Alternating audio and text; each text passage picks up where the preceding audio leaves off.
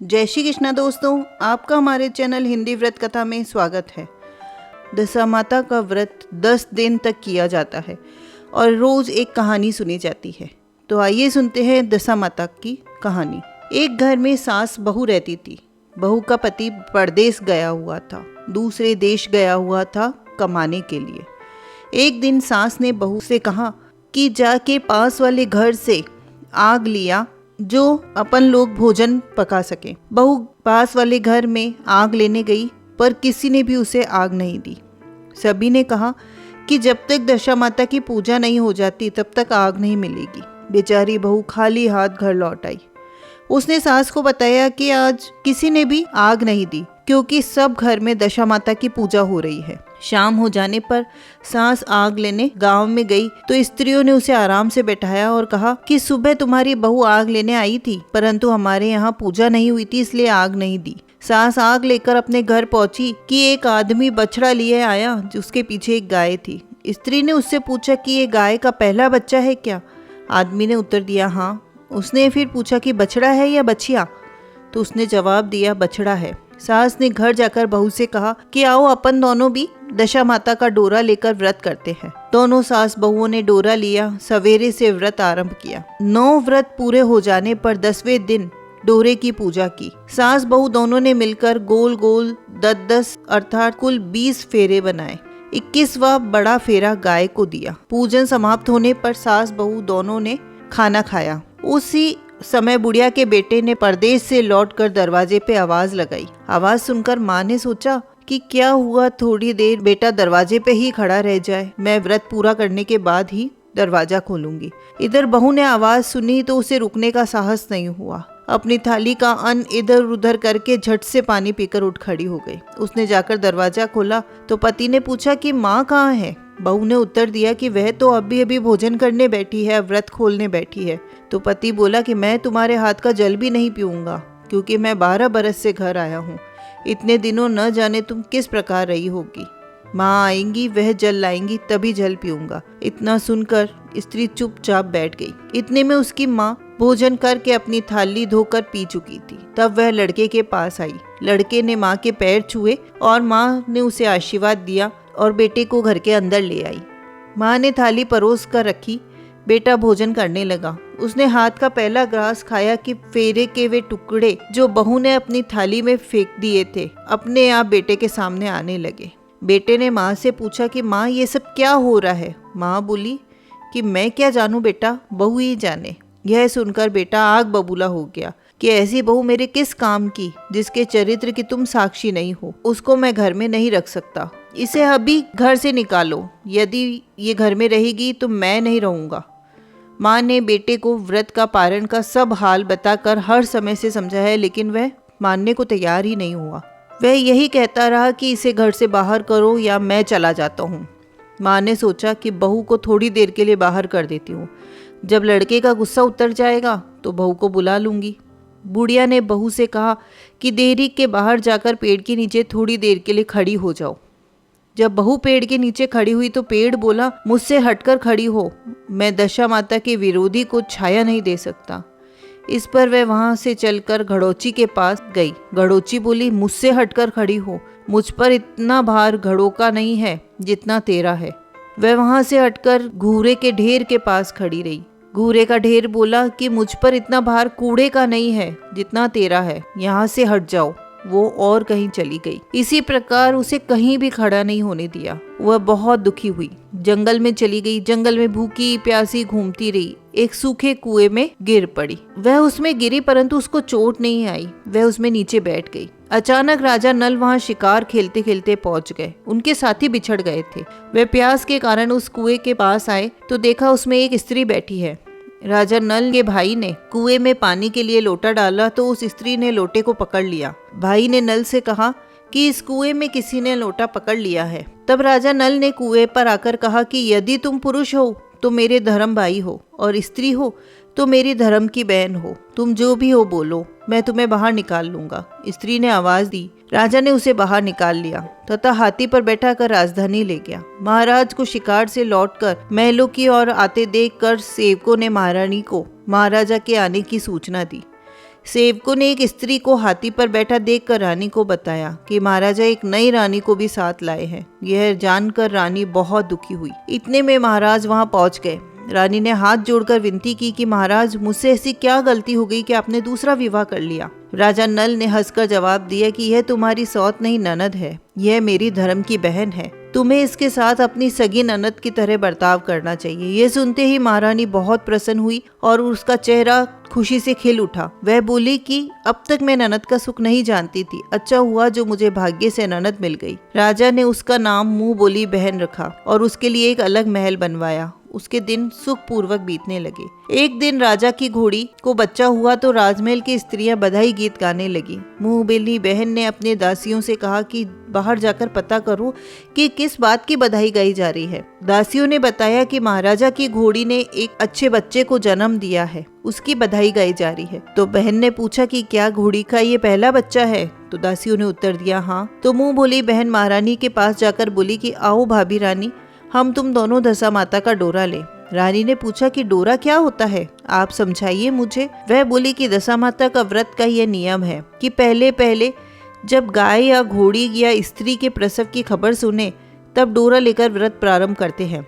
9 व्रत करने के बाद 10वें दिन डोरे का पूजन करके विसर्जित करते हैं। इसी के साथ उसने पारण का नियम भी बताया। तो महारानी बोली कि तुम्हारा व्रत तुमको पले। मैं पूड़ी और दूध की खीर खाने वाली रानी महारानी भला बनफरा गोले की पपड़ी खाकर कैसे रह सकती हूँ? ऐसा खाना खाए मेरे दुश्मन। तो वह बोली भाभी, मुझे जो चाहे कह लो, परंतु व्रत के संबंध में कुछ मत कहो। मैं इसी व्रत के उल्लंघन के कारण मारी मारी फिरती आपके देश में आ गई हूँ। महारानी ने उदासीनता से कहा कि मुझे क्या पड़ी है, तुम्हें जो अच्छा लगे वह करो, मैं तो तुम्हें करने से मना नहीं कर रही हूँ। मुंह बोली बहन ने श्रद्धा पूर्वक डोरा लिया, 9 दिन का व्रत किया, 10वें दिन विधिवत पूजन किया, गोला फरा बनाया, संध्या को पारण करने लगी। उसी समय उसके पति को अचानक प्रेरणा हुई कि वह अपनी माता की आज्ञा लेकर अपनी पत्नी को ढूंढने चल दिया।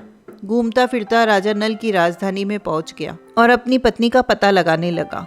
उसने एक कुएं पर कुछ औरतों को बातें करते देखा कि वह कह रही थी कि राजा के मुंह वाली बहन बहुत ही सुंदरी स्त्री है, आजकल उसी का किया हुआ सब कुछ होता है। दूसरी स्त्री बोली कि वह सुंदर होने के साथ धर्मात्मा भी है, जब से आई है तभी से उसने सदाव्रत खोल रखा है, उसके दरवाजे से कोई भी व्यक्ति खाली नहीं लौटता। तीसरी स्त्री बोली कि वह जैसी धर्मात्मा है वैसी सदाचारणी भी है। चौथी बोली सदाचारणी और सर्वप्रिय भी है, सारी प्रजा उससे खुश है। पांचवी बोली यह सभी तो सही है, परंतु अब तक यह नहीं पता चला कि वह कौन है और कहाँ की रहने वाली है। उन औरतों की बातें सुनकर बेटे ने साधु के वेश में राजा नल की मुंह बोली बहन के महल के द्वार पर जा पहुंचा। वह उसने भिक्षा के लिए आवाज लगाई तो द्वारपाल उसे भिक्षा देने लगा। तो उसने द्वारपाल के हाथों से भिक्षा लेने से मना कर दिया और बोला कि भिक्षा देने वाली स्वामिनी के हाथ से ही भिक्षा लेगा, नहीं तो अपने रास्ते चला। तब द्वारपाल ने उससे कहा कि इस समय वह दशा माता का व्रत करके पारण कर रही हैं। पारण समाप्त होने के बाद ही वह तुमको भिक्षा दे सकती है, तब तक तुम इंतजार करो। वह चुपचाप बैठकर इंतजार करने लगा। पारण कर लेने के बाद वह मुट्ठी भर मोती लेकर आई, परंतु सामने अपने पति को पल्ला फैलाए देखकर वह मुस्कुराती हुई लौट गई। दोनों ने एक दूसरे को पहचान लिया था। महारानी ने मुंह बोली ननद को मुस्कुराते देखकर कहा कि जब से तुम आई हो तब से आज तक हमने कभी तुम्हें मुस्कुराते नहीं देखा, आज इस साधु को देखकर हंसने का क्या कारण है? मुंह बोली बहन ने उत्तर दिया कि वह साधु हमारे घर का है। रानी ने पूछा कि तब वह ऐसे क्यों आया है? उसने कहा कि वह अभी मेरा पता लगाने आया है। महारानी ने राजा नल से कहा कि तुम्हारी मुंह बोली बहन के घर के लोग आए हैं। राजा ने कहा कि उनसे कह दो कि अभी यहाँ से जाकर वहाँ से अपनी हैसियत से आए, तब मैं अपनी बहन की विदाई करूँगा। राजा नल की मुंह बोली बहन का पति घर जाकर अपनी माँ से बोला कि तुम्हारी बहू राजा नल के यहाँ उसकी बहन बन के रह रही है, वह रोज सदाव्रत करती है, नियम धर्म से दिन बिताती है। तब उसने अपनी माता से आज्ञा लेकर बहू को लेकर आने के लिए डोली, पीनस, गाजे बाजे आदि की व्यवस्था करी और राजा नल की राजधानी को चल दिया। राजा ने उसको यथोचित आदर सत्कार किया। कुछ दिन मेहमानी में रख कर विधि पूर्वक बहन की विदाई की। जब वह महल के बाहर निकलकर चलने लगी तो महल भी उसके पीछे पीछे चलने लगे। तो महारानी बोली ननद जी तुम चली और मेरा महल भी चला, जरा पीछे मुड़कर देखती जाओ। जो ही उसने पीछे मुड़कर देखा तो राजा का संपूर्ण राजसी वैभव अचानक लुप्त हो गया। राजा की मुंह बोली बहन तो अपने पति के साथ आनंद से रहने लगी, परंतु राजा नल और रानी का हाल हो गया कि वह दोनों कमरी कतरी ओढ़े फिरने लगे। उनके भोजन के पत्ते खड़खड़ाने लगे। राजा नल ने रानी से कहा कि अब हमें यहाँ से कहीं दूसरी ओर जाके रहना चाहिए। रानी पतिव्रता स्त्री थी, इसलिए उसने राजा की बात मान ली। चलते चलते एक गांव में पहुंचे।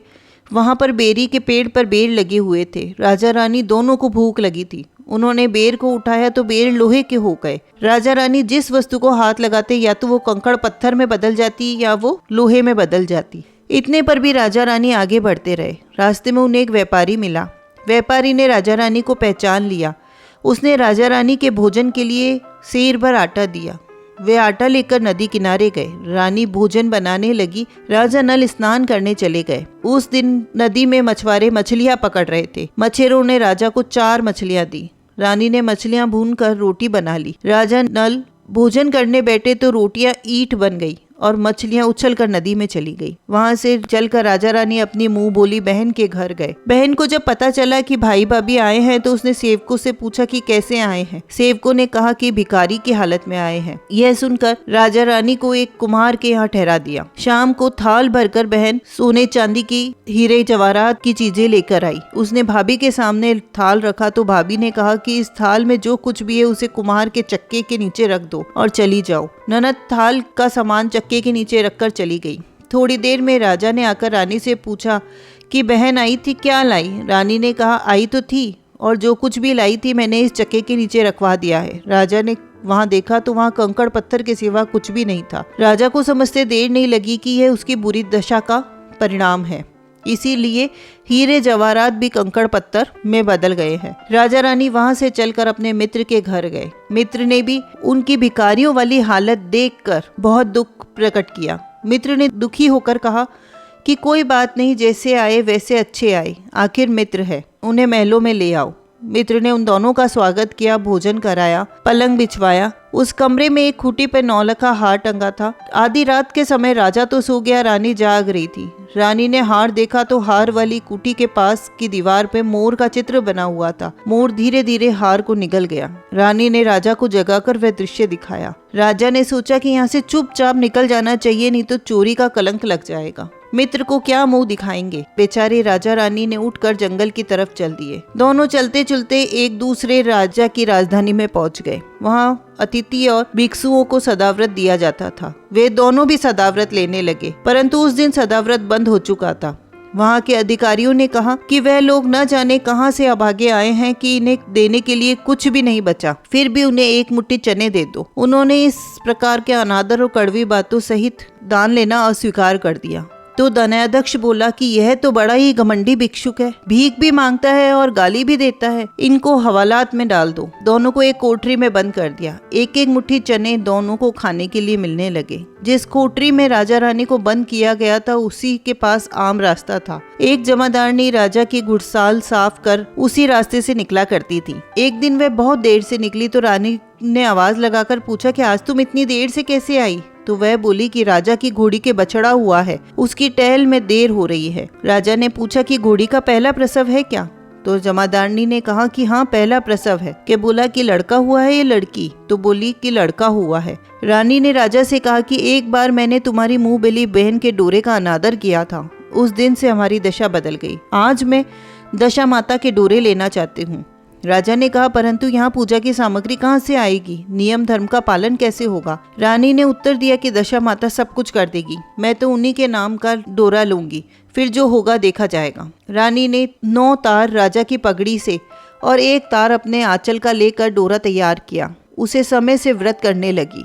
थोड़ी देर में वहां का राजा अपनी घोड़ी को देखने के लिए उसी रास्ते से निकला। तो राजा ने नल दमयंती को देखा कि कोठरी में बंद देखकर पूछा कि ये लोग कौन है, इनका क्या अपराध है? पहरेदार ने कहा कि ये लोग भिक्षा लेने आए थे, ये आपके आशीर्वाद देने के बदले आपको गालियां दे रहे थे, इसलिए दानाध्यक्ष ने इन्हें कैद में डाल दिया। राजा ने कहा कि यह तो इनका कोई अपराध नहीं हुआ, इनको मनवांछित भिक्षा नहीं मिली होगी इसलिए इन्होंने बुरा कहा होगा, इनको संतुष्ट करना चाहिए था, ना कि कैद में डालना चाहिए था। इनको अभी के अभी रिहा करो। राजा की आज्ञा ने उसी समय दोनों को कोठरी से निकाल बाहर किया। राजा उनके पांव में पद्म और माथे पर चंद्रमा देखकर पहचान गया कि ये तो राजा नल और रानी दमयंती है। दोनों हाथ जोड़कर उसने क्षमा मांगी और हाथी पर बैठाकर अपने महल ले गया। कुछ दिन तक वहाँ राजा पूरे राजसी ठाट बाट के साथ अपनी राजधानी की ओर प्रस्थान किया। रास्ते में वे पहले अपने मित्र के यहाँ गए, जहाँ पर हार मोड़ निगल गया था, वो उसने उगल दिया। रानी ने राजा को जगाकर वह दृश्य दिखाया। राजा नल ने अपने मित्र को बुलाकर यह दिखाया। मित्र बोला कि मैंने तुम्हें कभी भी चोर नहीं समझा था, न अब समझता हूँ। यह दृश्य तुम्हारी बुरी दशा का फल था। आप निश्चिंत रहिए, मेरे मन में कोई मैल नहीं है। मित्र के वहां से जाकर राजा रानी अपनी मुंह बोली बहन के यहाँ गए। उसने सुना कि राजा भैया आ रहे हैं, तो लोगों से पूछा कि कैसे आ रहे हैं, तो क्या बहुत ठाट बाट से आ रहे हैं, तो कि महल में ले आओ। राजा नल का हाथी बहन के महल की ओर बढ़ा तो रानी ने कहा कि आप बहन के घर जाइए, मैं उस कुम्हार के घर रहूंगी जहाँ पहले ठहरी थी। राजा ने कहा कि जिस कारण इतने दुख उठाए हैं, तुम फिर उससे झगड़ा मोल लेना चाहती हो, यह तुम अच्छा नहीं कर रही हो। परंतु रानी नहीं मानी, वह कुम्हार के घर ठहरी। राजा बहन के घर चल दिए। राजा की बहन भाभी के लिए थाल सजाकर कुमार के यहाँ आई, भाभी के सामने रख दिया। भाभी सोने चांदी के गहने उतार उतार कर रखने लगी और कहने लगी, खाओ रे मेरे सोने चांदी के गहनों खाओ, हम भूखे नंगे क्या खाएंगे। यह उलाना सुन ननद बोली कि यह उलाना कैसे देती हो? मुझसे उस समय जो हो सका वो मैं उस समय लाई थी, वही अब भी लाई हूँ। विश्वास न हो सके तो चक्के के नीचे अब भी देख लो। सचमुच चक्के के नीचे देखा तो वहाँ पर माणिक मोतियों का ढेर लगा था। रानी यह सब देखकर चौंक गई। वह बोली कि ननद जी, इसमें तुम्हारा कोई दोष नहीं है, हमारी ही दशा खराब थी, इसीलिए तुम्हारा सारा सामान कंकड़ पत्थर में बदल गया था। फिर रानी ने ननद का लाया सब सामान तथा अपनी तरफ से कुछ और जवाहरात मिलाकर ननद को वापस दिया, लेकिन ननद को पूजा का न्योता देना भूल गई। वहां से चलकर राजा सूरा गाय के पास आए।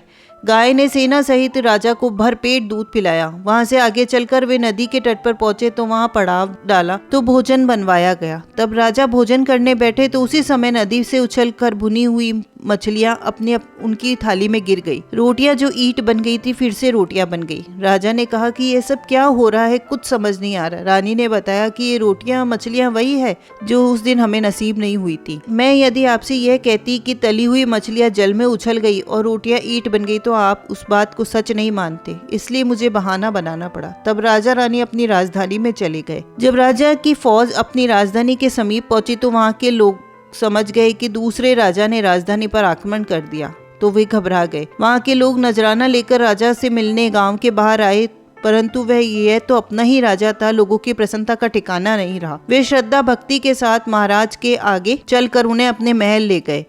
राजा रानी ने महल में प्रवेश किया। रानी ने तुरंत दशा माता की पूजा का प्रबंध किया। उसने उस पूजा में नगर की सब सौभाग्यवती स्त्री को बुलाया। भगवती के भोग के लिए सब प्रकार के पकवान बनाए। आटे की 10 बत्तियां, 10 शक्कर की गुंजिया, 10 अठवाइयां सुहागिनों के आंचल में डाली। सुहागिनों का श्रृंगार करके दशा माता की पूजा आरंभ हुई। कलश स्थापित करके दीपक को जलाया, परंतु बत्ती नहीं जली। इस पर पंडितों ने कहा कि कोई न्योता पाने वाला न्योतने को तो नहीं रह गया, याद कर लीजिए, उसके आने पर ही दीपक जलेगा।